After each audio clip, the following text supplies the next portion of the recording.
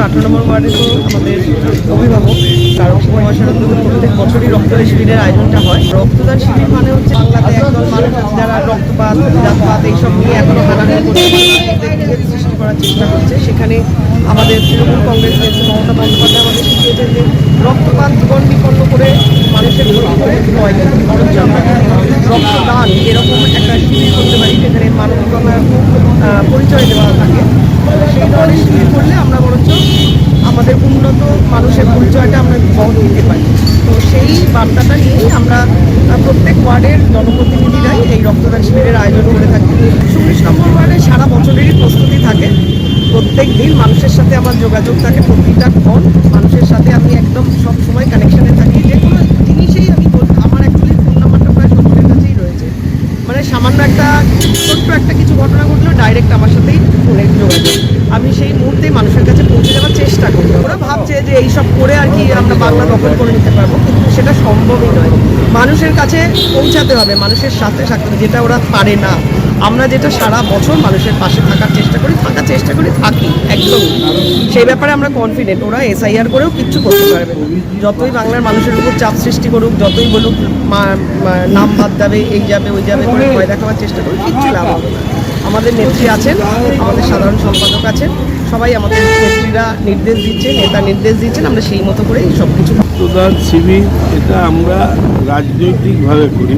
মমতা ব্যানার্জি, আমরা সবাই যখন কংগ্রেসে ছিলাম, মমতা ব্যানার্জি যুব কংগ্রেসের সভাপতি ছিলেন কংগ্রেসে, সেই সময় উনি সিদ্ধান্ত দিয়েছিলেন যারা যুব কংগ্রেস কর্মী হবে তাদের বুথ স্তর থেকে রক্তদান শিবির করতে হবে আর মানুষের সেবায় কাজ করতে হবে।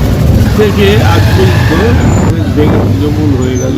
রাজনৈতিকভাবে আমরা পার্টির পতাকা লাগিয়ে রক্তদান শিবির করি, যেটা ভারতবর্ষে রক্তদান শিবির একটা মহৎ কাজ। কাজের মধ্যে দিয়ে প্রমাণ করি যে আমরা ভারতবাসী, ঐক্যবদ্ধ ভারতবাসী, আমাদের মধ্যে কোনো জাত পাত ধর্ম এসব নেই। তার কারণ এই যে যারা এখানে রক্ত দিচ্ছে, কে রক্ত দিচ্ছে কেউ জানে না, কোনটা হিন্দুর রক্ত কোনটা মুসলমানের। মানুষ রক্ত দিচ্ছে, রক্ত দিচ্ছে যারা, তারা এই ভেবে দিচ্ছে যে আমার রক্ত দিলে একটা মানুষের জীবন বাড়বে। সে মানুষটা মুসলমান কি খ্রিস্টান কি হিন্দু কি পাঞ্জাবি, এরকম কিছু ভেদাভেদ নেই।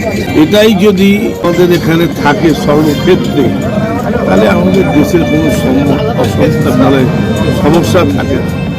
বিভেদের কাজকর্ম চলছে, আর এইখানে বিভেদ ছাড়া একটা রক্তদান শিবির হচ্ছে। আজকে বাংলাদেশে এভাবে হিন্দুদের বেছে মন্দির আমাদের ভারত সরকার কেন যে ভারতবর্ষ ভাগ হয়েছিল হিন্দু মুসলমান হয়ে, এই RSSরা ভাগটা করেছিল আর জিন্না দুজনে মিলিতভাবে দুজন RSSের লোকরা ভারতবর্ষ শাসন করবে, যেটা করছে মুসলমানরা পাকিস্তান শাসন। এর মধ্যে সাধারণ মানুষ পিছিয়ে গেল।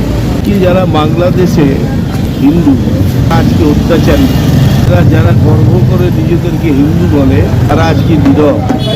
প্রধানমন্ত্রী মুসলমান হলে তাকে আমরা আশ্রয় দিতে পারবো, সাধারণ হিন্দু যারা ওইখানে রয়েছে তাদের আমরা আশ্রয় দিতে পারবো কেন? ওই বাংলাদেশ সরকারের সাথে কথা বলুন, আমাদের যত হিন্দু আছে আমরা নিয়ে নিই, তাদের সম্পত্তির দাম দিয়ে দিই বাংলাদেশ সরকার, আমরা তাদের এখানে রেখে দিই। মানুষ কিন্তু বেঁচে থাকবে, বাঁচার অধিকার ফিরে পাবে, শিক্ষা পাবে, চিকিৎসা পাবে। ওখানে তো মেরে রাস্তায় ফেলে দিচ্ছে, চিকিৎসা পাচ্ছে না। মেরে দেওয়ার পর গাছে ঝুলিয়ে আগুন লাগিয়ে দেওয়া হচ্ছে। এই নির্মম জিনিস একটা সরকার থাকা সত্ত্বেও এর দেশটা আমরা স্বাধীন করালাম। স্বাধীন করেছিল সেও একজন প্রধানমন্ত্রী ছিল। এ সময় আমেরিকানরা পাকিস্তানের সাথে ছিল। 89,000 সৈন্য আত্মসমর্পণ করেছিল ভারতবর্ষের কাছে। ইন্দিরা গান্ধী মাথা নত করেনি আমেরিকার কাছে। আজ আমরা কেন নীরব? তখন বাংলাদেশে হত্যা হচ্ছিল বাংলাদেশিরা, আর আজকে হত্যা হচ্ছে বেছে বেছে বাংলাদেশে হিন্দুরা। তাদের মন্দির ধ্বংস হচ্ছে, মা বোনের ইজ্জত যাচ্ছে, সরকার নীরব। এই সরকারের উচিত এক্ষুনি হস্তক্ষেপ করা।